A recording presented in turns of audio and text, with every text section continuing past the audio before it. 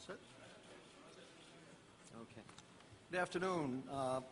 Before getting into the actual press briefing, which we give you each month on the crime statistics for the previous month as well as for the year-to-date, the significance of holding this event in this room today is to commemorate the 15th anniversary of the death of Jack Maple, who died August 4th, 2001.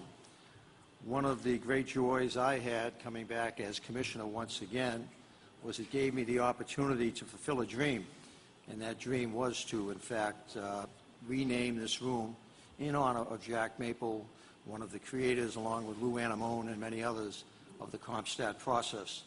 This morning, CompStat was held here, as it is every Thursday, in this room. This morning, the discussion was around crime issues on Staten Island.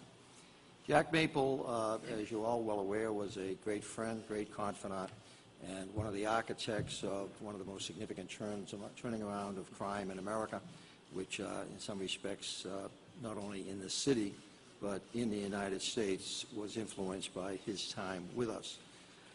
I'm very pleased that as we go into this afternoon's discussion, that now for almost 25 straight years, this city has experienced overall crime declines, which we will have the pleasure of reporting on once again today.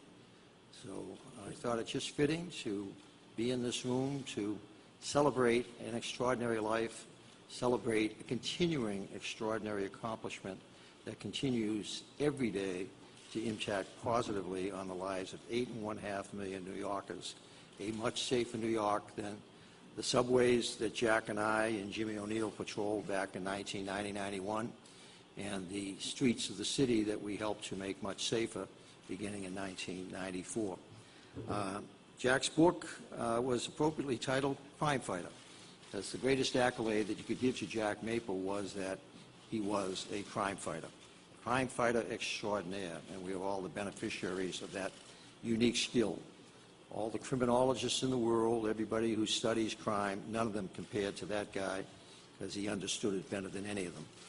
So today we commemorate and celebrate an extraordinary life that benefited this extraordinary city.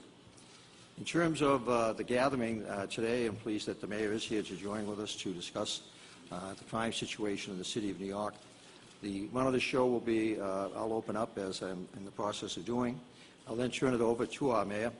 The mayor will then turn it over to Chief ONeil to frame some of the presentation that will be made by Dermot Shea, and then by Bob Boyce, Chief of Detectives, who will discuss really, for you in the press, a smorgasbord of takedown events.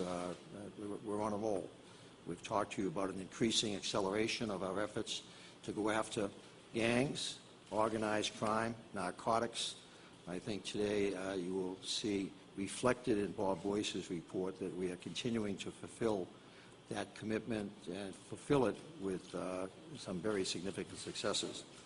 I have one prepared paragraph I'd like to read, and I will ask the mayor to basically open up the session for us. We're witnessing in the city the confluence of the peace dividend and precision policing in New York City as we define it. Shootings continue to fall precipitously, as Dermot Shea will soon report, as do overall arrests, but not felony arrests. Takedowns are undermining even the most obstinate criminal enterprises, also contributing to a double-digit rise in gun arrests. These results, coupled with the continued expansion of the Neighborhood Coordination Officer Program, the NCO program created by Chief ONeil and Chief Gomez, ensure that the NYPD is at the forefront of a new policing model that fosters a city that is safe and fair everywhere for everyone. I want to commend the men and women of the department for their ongoing dedication and excellence. Their actions, their activities, their successes are what we are going to very proudly report on at this press conference with you today. With that, Mr. Mayor, welcome. Thank you. Commissioner, I want to join you in congratulating the men and women of the NYPD, because this sustained success is outstanding, and it comes from the hard work of so many of our officers at the grassroots. It's really working, and we expect more to come. Let me start by thanking you, Commissioner. It has been a fantastic 31 months working together. We're in a room that reminds us of how much can be done if you're open to new ideas, new strategies, the creativity and the innovation that you have brought to this work throughout your career have been in evidence these last 31 months and done so much for us. And I want to thank and congratulate members of the Dream Team over here, Chief Jimmy ONeil, First Deputy Commissioner Ben Tucker, and Chief Carlos Gomez, who I've been working with them now for years, and I look forward to the work we're going to do together. This is a new leadership of the NYPD that everyone in this city can be proud of, and I like to say it, I like to repeat myself. Proud son of Flatbush, proud son of Bed-Stuy, proud son of Jackson Heights. This is something that I think all New Yorkers can feel a real sense of, warm appreciation for the fact that these three men came up in our neighborhoods, served this department for so long, and now will have the top jobs and lead us forward. Jack Maple, I never had the joy, and I'm sure it would have been a joy to spend time with Jack Maple, but I have felt his presence many times, whether in a ComStat meeting or in the strategic discussions we have in One Police Plaza or City Hall. This is a guy who helped people think differently, and the imprint is being felt to this day. And there's some people who do great things in their time, and then there's people who go even farther and leave a way of thinking, a mindset that just continues on, and that's Jack Maple. So I'm glad we're honoring him today. We can't say thank you enough to him and his family for what he did for this city. I want to commend all of the leaders present at the NYPD, because we do have this good news to talk about. Everyone has a share of this success. I also want to thank the chair of the Public Safety Committee in the City Council, Vanessa Gibson, who's been a key ally and someone we've turned to over and over again, and we always have to give credit where credit is due to the City Council for the focus they put on increasing the size of our police force. Again, by the end of this year, 2,000 more officers will be on patrol, meaning a good thing will get even better. Now, this has all been about strategy. It's been about the ideas that Jack Maple started, the ideas that Bill Bratton carried on throughout his career, that our new leadership team is steeped in, and this point about pinpointed policing, really going at the problem consistently. You're going to hear a lot today about the takedowns, the number of takedowns, the quality of these takedowns is astounding, and it just keeps growing and growing. And I want you to understand that when you go after those few thousand individuals who do so much of the violence, once they're gone, they don't come back.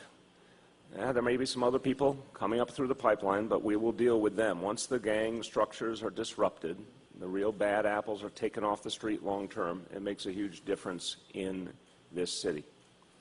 And every time we take out of circulation one of the real problem people, it frees up more time and energy to go after the next challenge. And you see this over and over again in this report. The fact that there's improvement across the board, so many areas we're seeing reductions and improvements. Well, that also means we're freeing up time and energy to go after the next problem. When you talk about the reduction in arrests, it means that those officers have time to go deal with more serious crime because they're not stuck doing the drudgery that used to come with some of the unnecessary low-level arrests. So this is a police force that's using its talent more effectively all the time, focusing the talent on where the need is greatest. And that's why you see these numbers continue to improve. You're going to hear from Deputy Commissioner Dermot Shea in a moment. And obviously, I think these numbers reflect that strategy. I also think they reflect the growth of neighborhood policing. Because neighborhood policing, as we've said, comes with the ability of our officers to get a lot more information than they used to before. This is crucial. Think about it in terms of intelligence gathering. When our officers know about a problem before it fully manifests, when a neighbor tells them where a gun may be, where an illegal social club may be, when they talk about a potential gang retaliation before it happens, when our officers are empowered with that information, they stop crime before it ever happens. So the fact that neighborhood policing is now expanding to 51% of the precincts and then going on from there, that's also going to have a big impact on the quality of our policing. Just quick high points in the report you'll receive today. Overall index crimes, that means major violent crimes and robberies, down almost 1% year to date. And in specific terms, 511 fewer index crimes in the first 7 months of this year than the first 7 months of 2015. 511 fewer major crimes. And when you think of it just in terms of July compared to last July, index crime on that monthly basis down 7%. So very, very impressive and consistent numbers. Let's talk about shootings. This is one I think everyone cares about so deeply. Over the past 7 months, shootings went down 20%, 139 fewer shootings at this point this year compared to the same point last year. Huge impact on the lives of New Yorkers. Homicides down 4% compared to last year. Now, all of that with 11,000 fewer arrests. Commissioner Bratton has really educated the people of this city on the point that arrests are one of the tools a police officer has at their discretion. And we wanted to make sure that the police were able to use all their tools. I know the City Council felt that strongly as well. Again, we've seen a big change in the use of time and energy on that level and in the reduction in the inappropriate use of stop and frisk. All of this has freed up police time and energy to go at the problem more effectively. And when you see these kind of consistent numbers, it tells you something profound is happening. And our officers are finding the problems very, very consistently, and yet not needing to use the tool of arrest in some situations they would have in the past. This is a very striking combination. So it means people in the city will be safer. As we continue these trends, our officers will be safer. But we always talk in this room about not resting on our laurels. We know we've got a lot more to do. We know that one homicide is one homicide too many, one shooting is one shooting too many. We know that there are neighborhoods where we have to do more and people have to feel safer. But they can at least see all across the city that this progress has been sustained, and there's much more where that came from. It has been about the tools we've given this department, the resources, the personnel, the training, all of that adding up the new strategies and the new things we're doing to keep our officers safe. And you saw that extraordinary display a few days back of the new helmets to protect our officers in active shooter situations, the new ballistic vests, all of the tools that we need to give our officers, keep them safe. Those are all coming, and they're coming quickly to aid our officers. Quickly in Spanish, gracias al NYPD, nuestra Nueva York sigue siendo la ciudad grande más segura del país. Hasta julio hemos tenido menos tiroteos, homicidios y crimen en general comparado con el año pasado. Además, la policía realizó el menor número de arrestos en 20 años. Seguimos trabajando para mejorar la relación de la policía con las comunidades para que todos tengamos una ciudad más segura. And with that, it's my pleasure to turn to Chief Jimmy ONeil. Thank you, Mr. Mayor. So I'm actually going to pass the ball over to Dermot. He's going to do his crime report first, and then I'm going to make some comments and pass it over to Bobby Boyce. So, Dermot. Good afternoon, everyone. As we take a look at July's crime statistics, another solid month behind us in New York City, and really the trend that we have seen for some months now continues in the downward pressure on overall index crime. Overall, as the mayor alluded to, we were nearly 700 fewer crimes recorded in July this year versus last, the 7% reduction, and these numbers will all be released on a press release to you. Interesting and quite an accomplishment that every borough of New York City took part in that crime reduction. Every borough was down for the month of July in index crime. We are now down nearly 1% in overall index crime for New York City.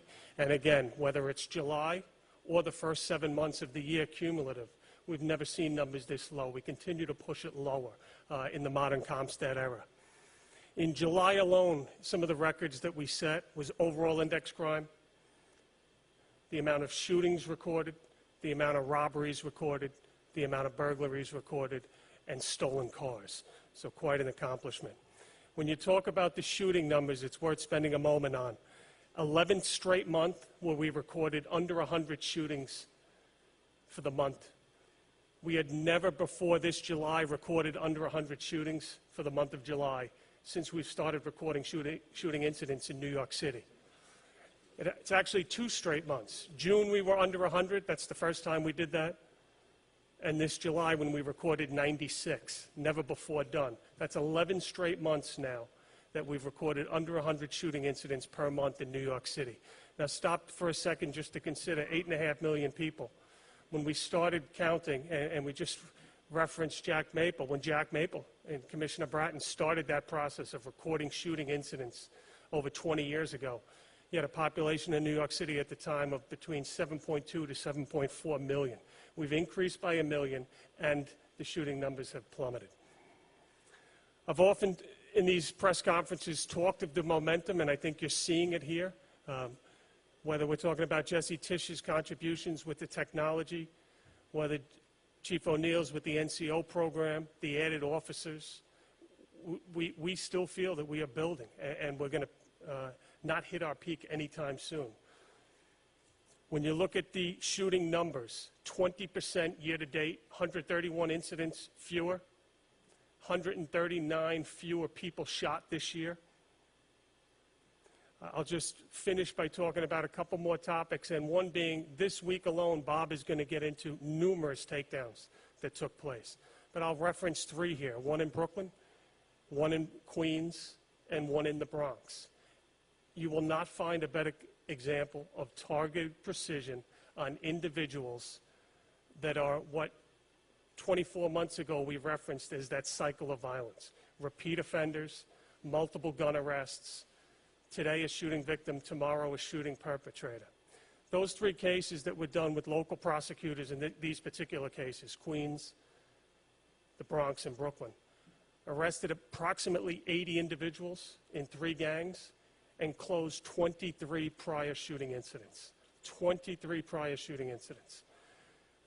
I'm sure Bob has a lot of room to gloat on his clearances. Tremendous work. I referenced today at CompStat when we had Staten Island and Jack Maple, and the sign is right up there, the relentless follow-up. I think he would be very pleased. It is not a good time right now to be a criminal or a gang member in New York City. Our cops, our detectives, every day are continuously pursuing them. Gun arrests, 13% increase year to date. We're not satisfied with making the gun arrests. We're working closer than ever with our prosecutors. The price of carrying a gun in New York City, if it's up to me, is going to go up. All right, we're building stronger cases. Initial evidence, promising, I'm not satisfied, is going up. Longer sentences on the cases that I'm pulling. We're doing it smarter. If you carry a gun in New York City, there's going to be a hefty price. If you commit a robbery, Bob's detectives are going to catch you quicker than ever. That's the message we're putting out. In terms of overall crime, and I'll finish with, there's always work to do. Bed-Stuy this week in the news, several shooting incidents in the 8-1. We have a small increase in domestic violence-related crime. Domestic violence-related crime is hitting us when we speak of rapes. It affects our homicide number. It affects our overall index crime number. About 11% of the overall index crime is domestic in nature. So there's always work to do. As an example, in July, 3 categories of crime were up, even though we set an all-time record for index crime. Rape was up, felony assault was up, and murder was up 33 versus 31. But I have to point out that we've had 14 murder reclassifications from prior years this year, 14 versus 10. 4 of those 14 occurred this month in July. We put on the books a murder from 1987, for example. So 4 this month. So really 29 of the 33 occurred this month. 29 versus that 31. So there is always work to do, but overall continued trending down in crime, and some really positive work going on. Thank you. All right, thanks, Steve. Thanks, Dermot.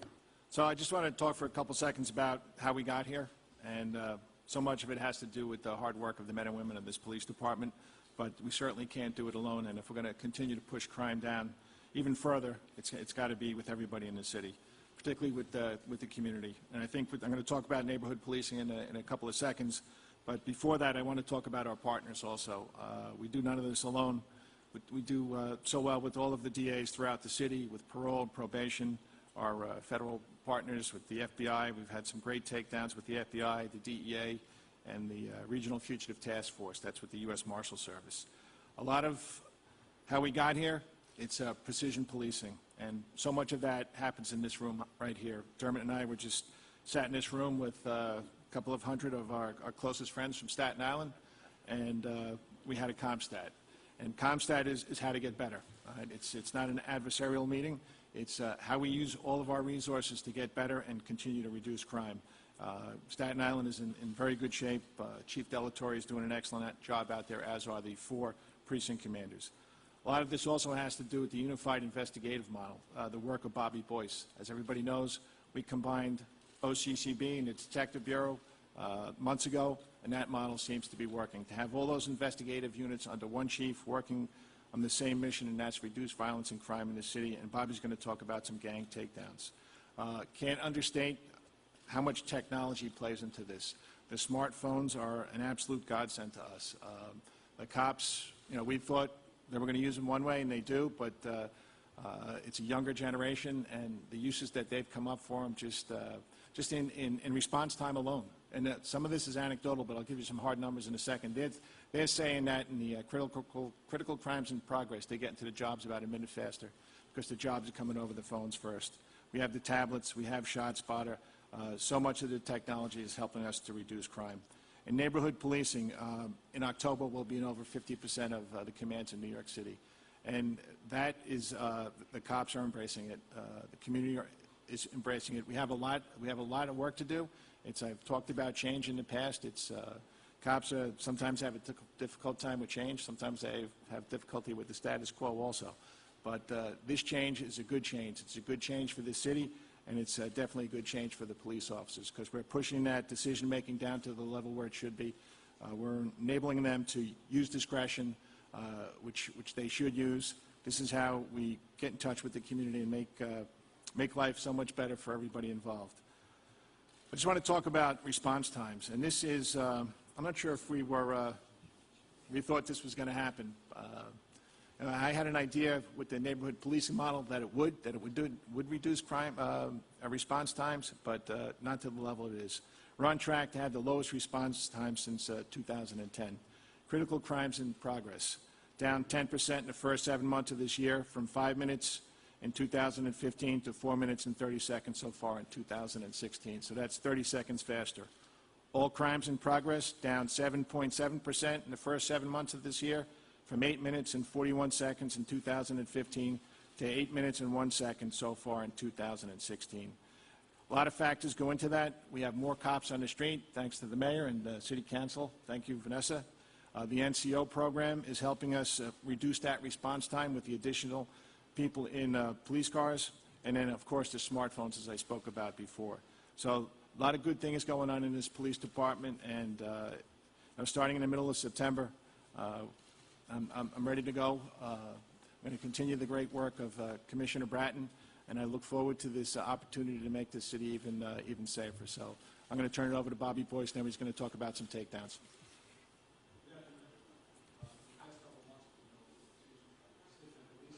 Turn the mic on. Good afternoon, everyone. Good?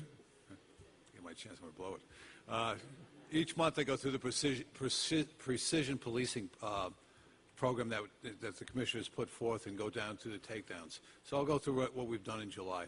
Total of 9 takedowns, 4 of which are firearms. During that, we recovered 95 firearms, 4 narcotic sets, I should say.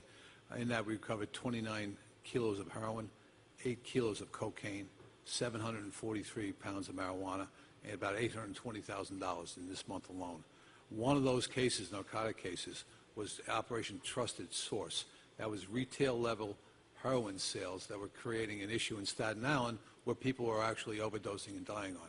We took those cases from street level and built them up and took down that set.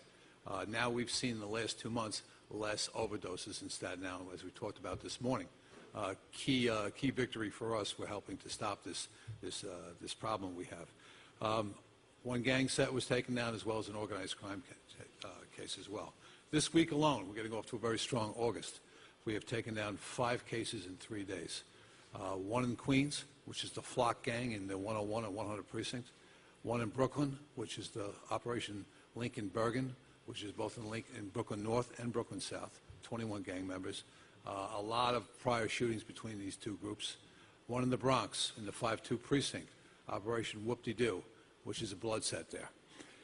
We then took down this morning Operation Beach Party, 8th subject in the Howard Beach location of the 106 precinct, during which, if I can have that graphic, we arrested John Gotti Jr. He is the grandson of John Gotti and lived in the same house. This is his drug organization. In this time, you'll see the second row there. Those are the suppliers. In the bottom row are also other sellers in the mail. In the bottom right is the money holder. He had $200,000 in his apartment today. We went into that location, the former home of John Gotti Sr., and we recovered $40,000 in cash and 500 oxycodone pills. This is what he was selling on numerous, about 5 separate occasions, selling oxycodone in that area. He also has a tattoo parlor we went into as well and recovered property from there as well. So a very, very busy morning. We got him in. We also took down another set, Operation Moving Target. This is a 44-month investigation with the FBI and the Southern District of New York. We were able to arrest 46 members of numerous crime families, Genovese, Lucchese, Bonanno, and Gambino. They were involved in traditional loan sharking, sports gambling, casino-style clubs, credit card fraud, healthcare fraud, firearms trafficking, and arson. So there, I think we have 4 left to go today. So we have had a very busy 4 days. We're going to continue this model as we go forward, identifying criminals and criminal organizations that are creating most of the crime in the city. Thanks.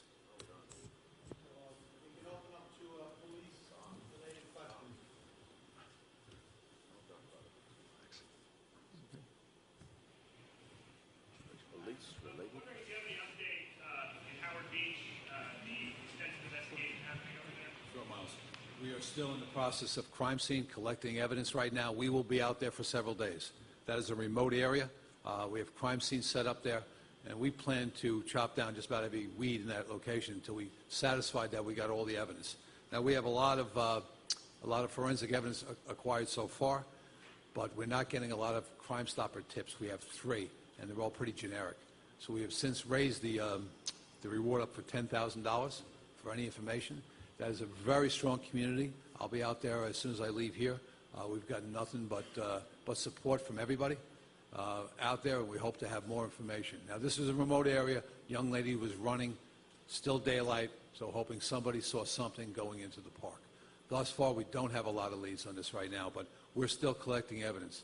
The evidence that we've collected thus far is in the Office of Chief Medical Examiner. We're hoping to get it up on a DNA profile in the next couple of days.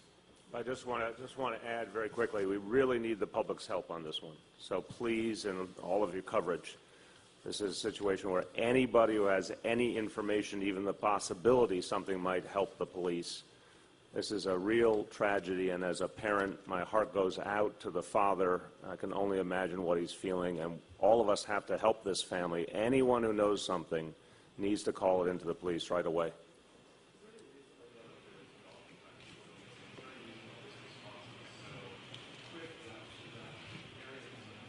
This is a murder, sir. That's the difference. This is a homicide. So we have missing persons all the time. We have, unfortunately, sex crimes all the time. However, this is an extraordinary case of murder. That's why we're going this.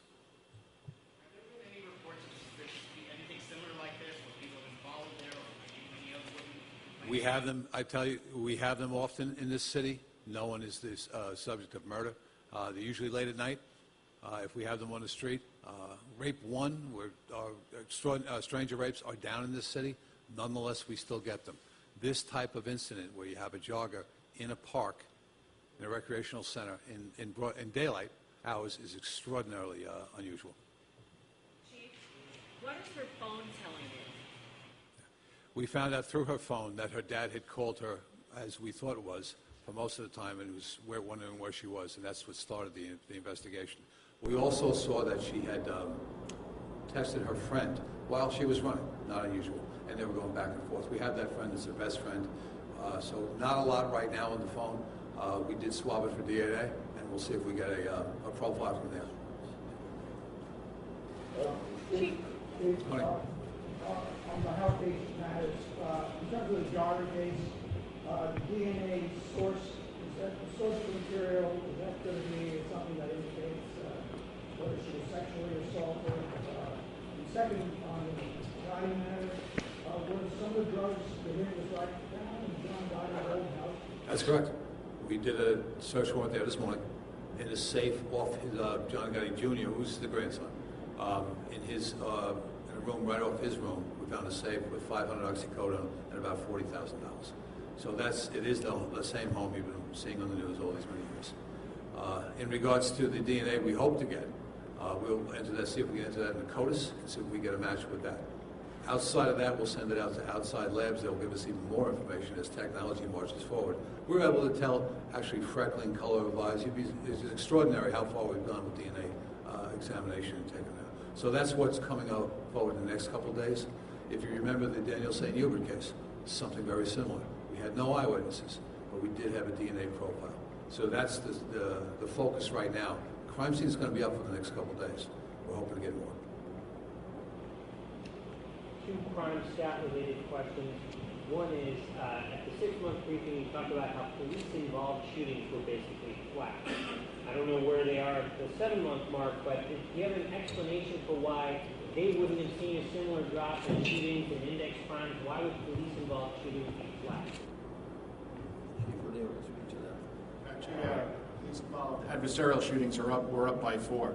I mean, and these are such small numbers. You know, we had 19 last year and 23 this year, so the numbers are small. So it's not necessarily going to follow the percentages of the large numbers of overall shootings and crime. So. And then one other category we've done in parks. We've seen some numbers that in New York City parks, crime is basically flat, but violent crimes are up something like 23%. Do you have any explanation to that? And is some of that related to the Parks Department perhaps not having enough resources in some of the outer borough parks, or what's your theory there? Well, and again, it's going to be small numbers. It's going to be a small percentage of overall crime, so that cycle is going to go up and down a little bit. The percentage number is going to go up and down a little bit higher than overall crime. And as far as parks, we do work in conjunction with the Parks Department to make sure that we have enough personnel spread out through the city. Obviously, in Central Park, we have a precinct there. Prospect Park is covered by the 7-8, and all the other precincts cover the individual parks in there. So we do have a great working relationship with the Parks Department to make sure we have adequate coverage. We also need to take into consideration the huge growth in use of our parks. There was an article, I think, New York Times maybe this morning, reflective of that. I can remember when I lived across from Central Park in 1994. When I moved into that building my first night as police commissioner, one of my neighbors had left me an envelope asking me to do something about the conditions at the entrance of Columbus Circle. And she had a series of photos showing as many as 24 drug dealers openly selling drugs at the entrance to Central Park.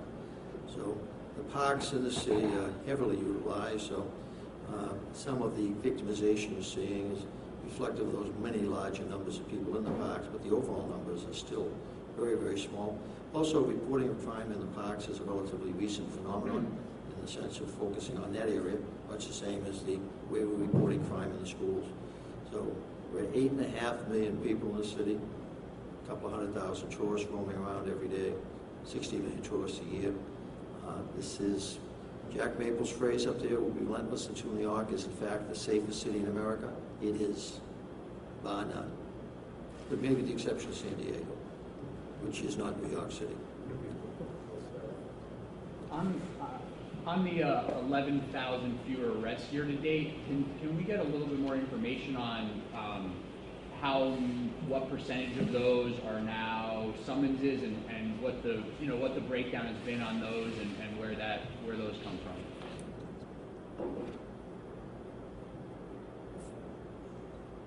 The nearly 11,000 fewer none of those are summonses. Those are all arrests. Those are individuals that were placed into the criminal justice system. They may have been released on an appearance ticket, and many of them are.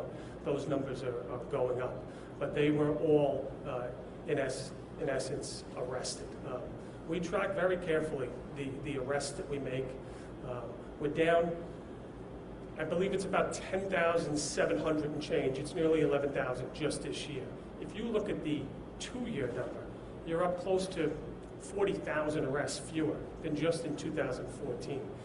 We're at a level right now in New York City where we are, you would have to go north of 20 years to find numbers resembling what we are making now. We're truly, when you talk about precision, we have refined the process of analysis done at many different levels, exactly when possible, because clearly there's types of arrests that we don't have discretion on making.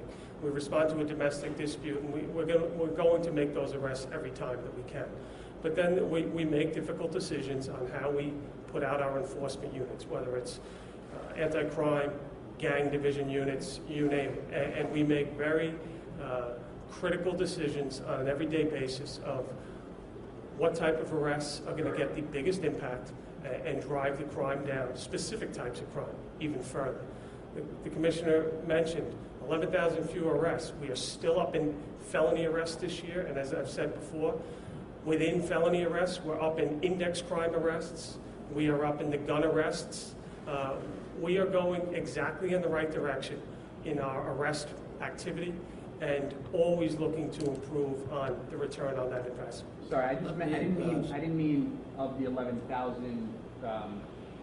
What that I was thinking last year they were summonses as part of that. I'm saying this year with the 11,000 down, what's the increase? Is there an increase in summonses that have sort of replaced? There is quite the contrary. There is a significant decrease in the criminal court summonses issued.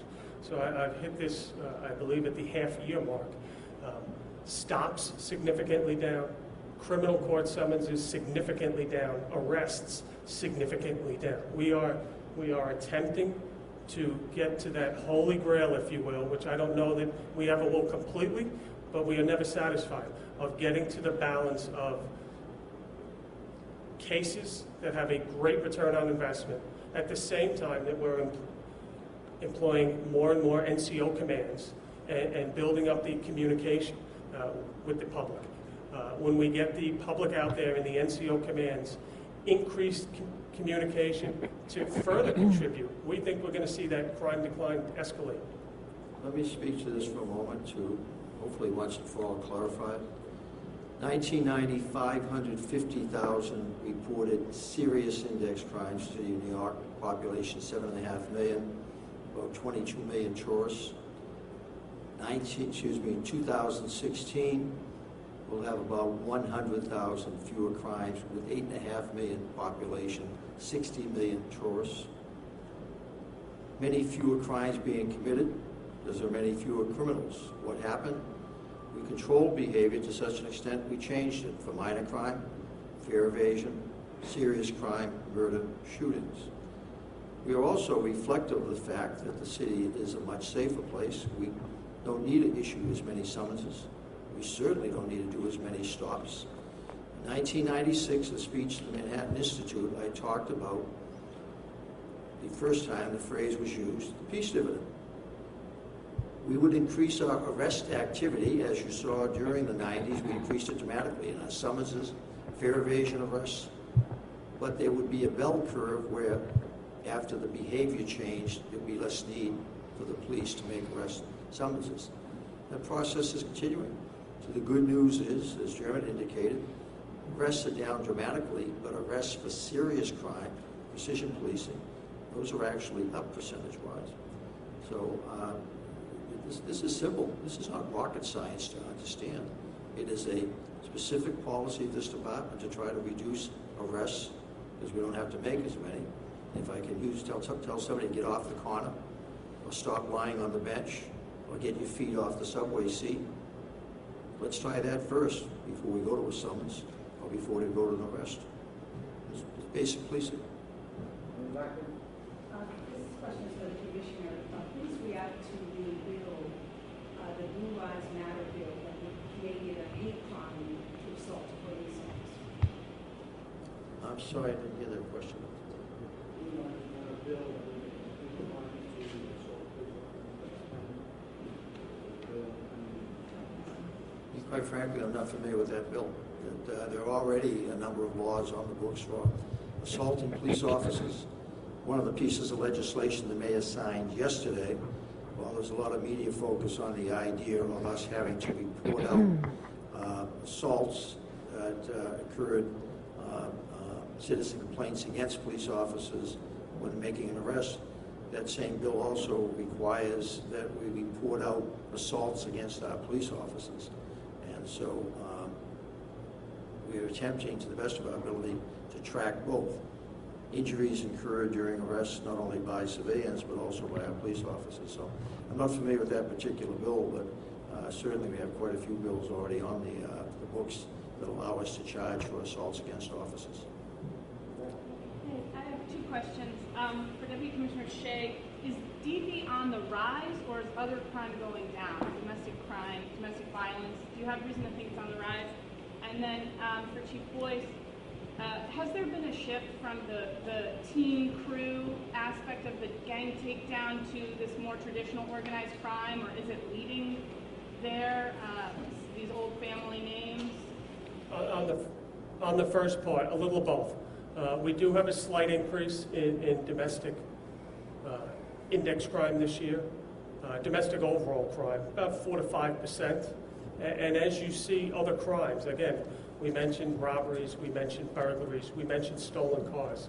As those crimes have plummeted, quite frankly, it is always a difficult task that behind closed doors. We put a lot of resources, time, and are always looking to reduce domestic crime, but at times, quite frankly, it is difficult. When you look back, and I'm going back about 7 to 10 years, index crime and the percentage of it that was domestic was about 7%. Because of other crimes dropping, also to remember, because of some changes in the law, the strangulation is the one that really, as soon as that law was passed, you saw the felony assaults go up, you saw the domestic violence cases go up. So we went from about 7%, where it's currently about 10 to 11% of all index crime. So it's a fairly significant jump. Just to answer your question, if you look at specifically targeted the street crews, the gangs, and we're seeing a tremendous reduction in that. And that's what we've taken down. These, you'll see, I think, 74 gang takedowns thus far this year. Those specifically targeted to those street gangs who are creating all the violence. As Dermot said, we had 96 shootings for the month of July, the best month July we've had in a long time. Last year there was 31 out of the 117 were gang. So that was 58. We had a 58% reduction. This year it's 13%. So you saw dramatic reductions in this specific precision policing. We've done very well. As far as organized crime, we'll always chase organized crime around. There's no shift there. They're still there. They have been, a lot of their influence has been changed in this city. We're just making sure this younger generation, as you see, John Gotti Jr., a young man, he doesn't get into the same level that his grandfather did.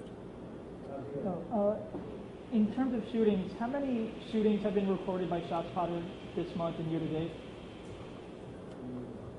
Are you talking shootings or reports of ShotSpotter? And really, in both cases, I'd have to get back to you with some numbers. Yeah. However, it's broken down, because when it was first introduced, it was said that ShotSpotter would pick up reports of shootings that may not have been called in, and that there would be, at some point, a downturn in the number of shootings. So I just wanted to know how many were being picked up by ShotSpotter so far. Okay, yeah, we'd have to get back to you, but let me just say, I personally am very pleased with the addition of ShotSpotter technology and what it is bringing to us. It is getting us to a point where we want to be much quicker. And in our business, days sometimes equals lives saved. So when we make connections on responding to a shots fired incident that we may, quite frankly, not have known about before, and now we pick up potentially one piece of brass. Everything in our business is making connections and making informed decisions, and everything then drives Bob's enforcement. And when we make connections that we wouldn't have known about before and start getting on these gangs quicker, whether it's 2 shootings before 4, 5 shootings before 10, you're seeing the fruits of the labor. That is a significant drop in shootings. It's the most frequent question I get. How are you doing it? And that's coming from other cities. A further expansion on that question, that the old measurement was shots fired calls to 9/11. That was the base we worked with. The new measurement base or additional measurement base will be shots fired and picked up by ShotSpotter. The problem in establishing that base is ShotSpotter is an expanding program that all the sites are not in. Mayor and the City Council are funding more. So we have 2 measurement streams. One that has been the traditional that we can work against. We have fewer shots being called in from 9/11 than we did last year. But the ShotSpotter measurement is one until we finalize the implementation of that system, which I think is going close to 60 square miles when we're done. I don't believe we're actually there. Jesse stepped out of the room, but they're more specific. But if you want more specifics on that, Jesse Tisch can provide that for you. Any update on the 5-month-old baby that died in the 101 precinct? Right now, we're in the midst of investigating that. A very strange story. The father is someone we're looking at this month. He had exclusive opportunity. I don't want to go too far into it, but a very strange thing that they took the child, little girl, to a Santa Maria priestess because they felt she was acting abnormally. We've spoken to that lady. Doesn't seem to be the issue here, but nonetheless, we believe the father is involved in this right now. We're talking to the Queen's DA in regards.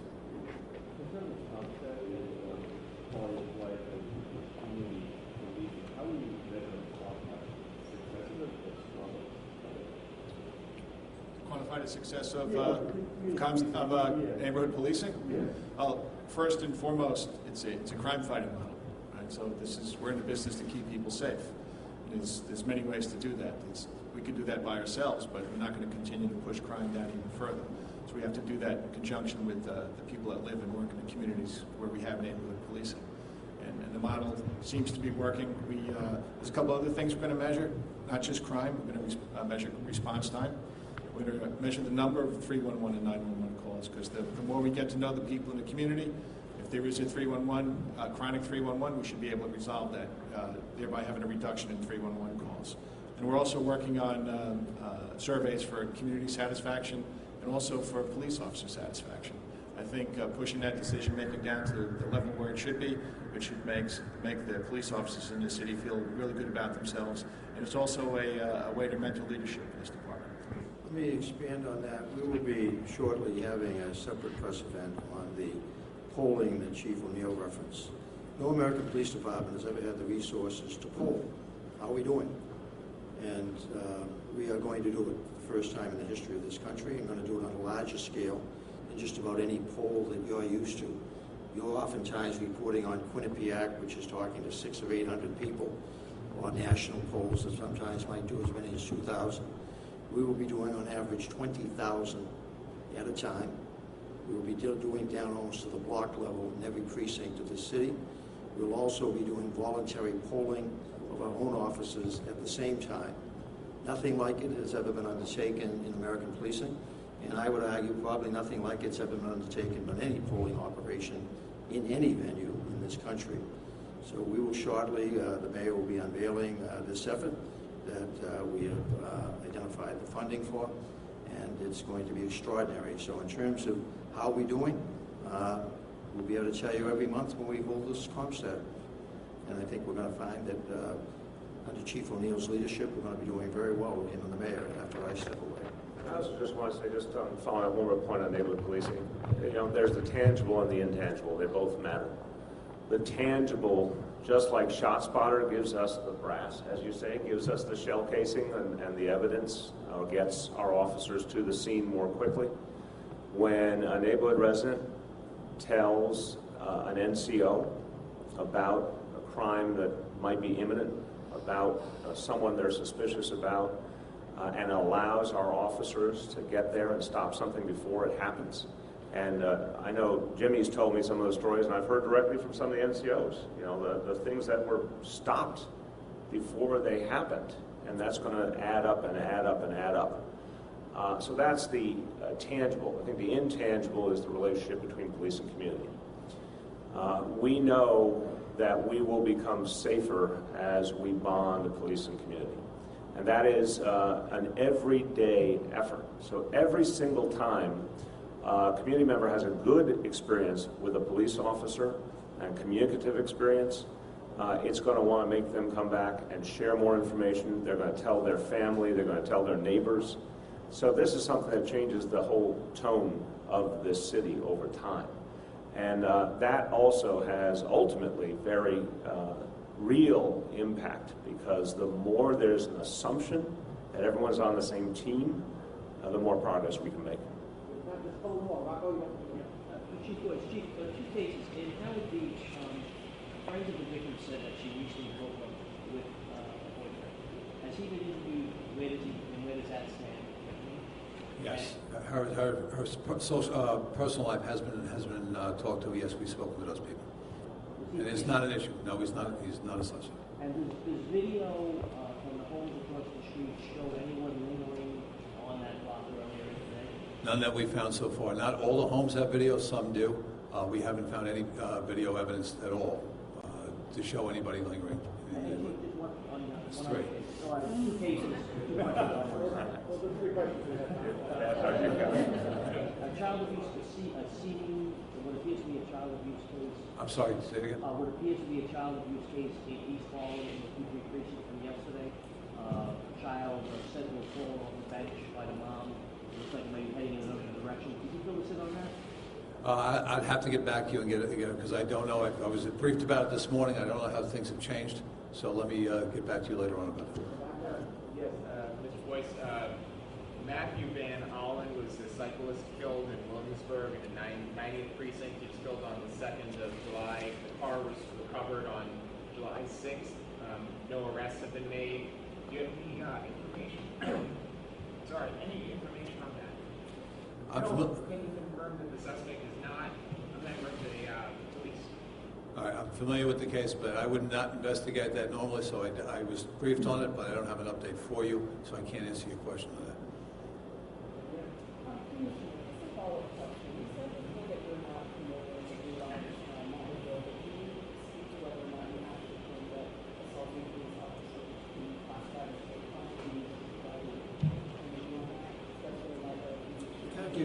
Not give you an immediate response to that. Haven't thought it through. Not familiar with the bill in terms of what a specific language is.